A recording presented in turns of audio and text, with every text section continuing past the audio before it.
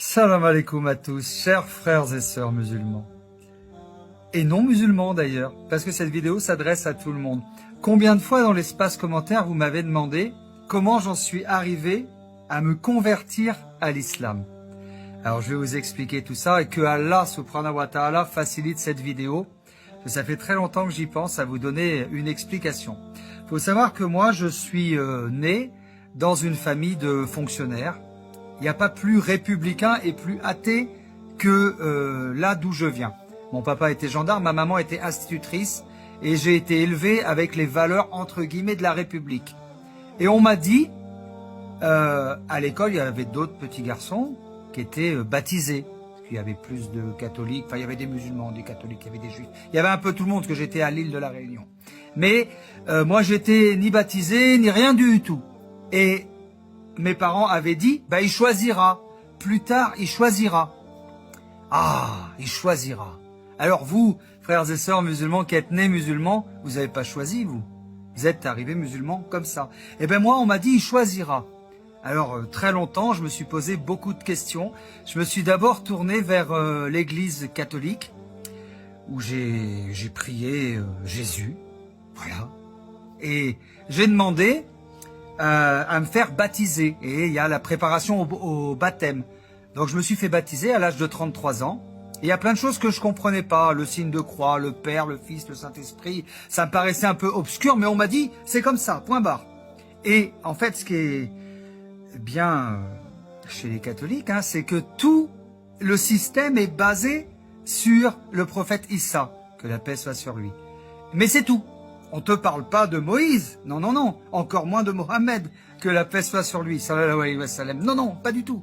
Ni du prophète Daoud, ni de tous les autres prophètes, il y a eu plus de 6000 prophètes. Mais par contre, on te dit, voilà, il y a ça, c'est comme ça, et tu dois un peu avoir des œillères. Alors moi, j'étais un petit garçon intelligent quand même, je pense, j'aimais bien chercher, j'aimais bien savoir, j'aimais bien apprendre, j'avais soif de connaissances, et j'espère que vous avez cette soif-là. Toi qui me regardes dans les commentaires, que tu as soif de connaissances. Et j'aimais bien savoir. Alors je croyais en Dieu, oui, j'avais cette foi qui était là, j'allais à l'église tous les dimanches, je faisais mon signe de croix. Mais à côté de ça, je cherchais les pyramides, les extraterrestres, je me posais beaucoup de questions, mais enfin quand même le monde, comment il est fait, etc. Et à force de chercher, à force de creuser, je suis tombé sur le Coran. Le Coran. Le Saint-Coran.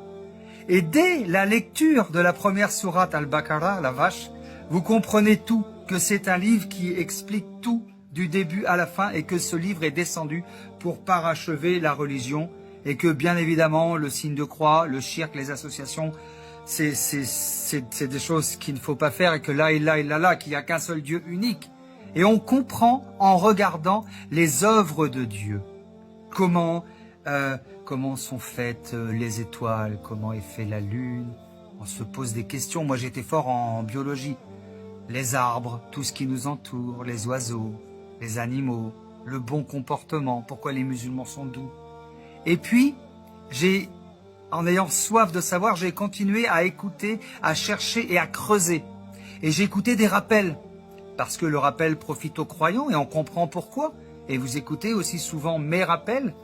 Et à force d'écouter des rappels, j'ai compris que bien évidemment, l'islam était la vérité et l'islam était la concrétisation de faire la paix.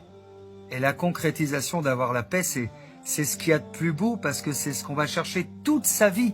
Et à partir du moment où on admet que Mohammed sallallahu alayhi wa sallam est notre prophète, mais qu'on reconnaît tous les autres prophètes qu'il y avait avant, et qu'on admet que toutes les créatures et toutes les œuvres d'Allah qui sont autour de nous, nous entourent, et qu'on fait partie d'un ensemble de choses, et qu'on n'est qu'une toute petite pierre à l'édifice, à ce moment-là, on peut être heureux.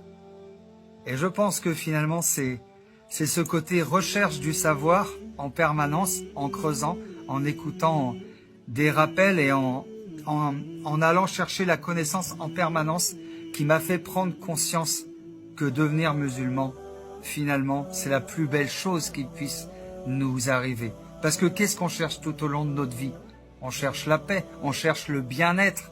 Et quand on est musulman, on est soumis à Allah, subhanahu wa ta'ala, mais comme tout ce qui nous entoure. Et quand on prend conscience de ça, on trouve la paix. Voilà ce que je voulais vous dire, frères et sœurs musulmans. Pour les gens qui se demandent encore comment je me suis converti, est-ce que je me suis converti par amour? Non, je ne me suis pas converti par amour, même si mon épouse est musulmane. Je me suis converti par connaissance et par savoir.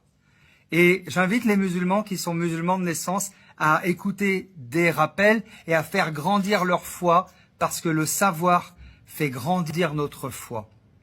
Et le fait d'avoir plus de foi fait qu'on est plus dans la paix et on est plus heureux. Voilà ce que je voulais vous dire. Assalamu alaikum à tous. Tu veux avoir la baraka d'Allah? Écoute bien cette vidéo. Assalamu alaikum wa rahmatullahi ta'ala wa barakatuh.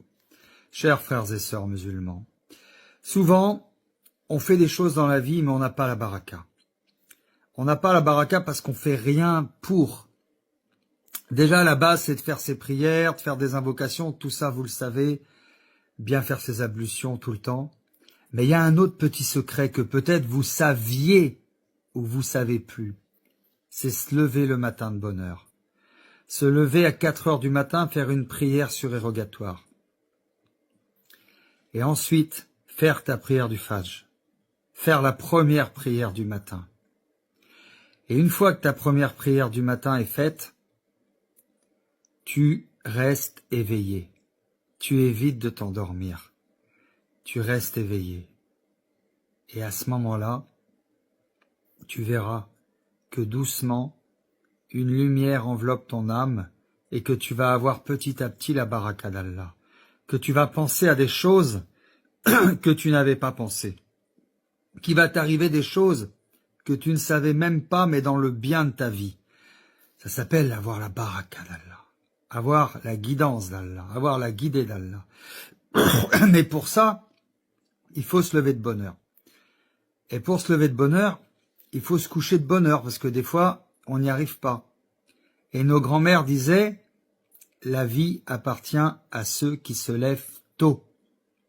Alors, levez-vous de bonne heure, essayez, Inch'Allah, de faire au moins 2 rakats pour une prière surérogatoire, lisez un peu le Coran avant la première prière du matin, faites la première prière du matin et restez un peu éveillé, restez en conscience, même si vous somnolez un peu dans votre lit, essayez de rester en conscience, faites des douas, et vous verrez que quand on fait ça le matin, on a la baraka d'Allah dans notre vie. Partage ce rappel si je t'ai fait du bien au cœur, et n'hésite pas à me mettre en commentaire si toi tu as déjà essayé, et si ça t'a fait la même chose. Assalamu alaikum wa rahmatullahi ta'ala wa barakatuh.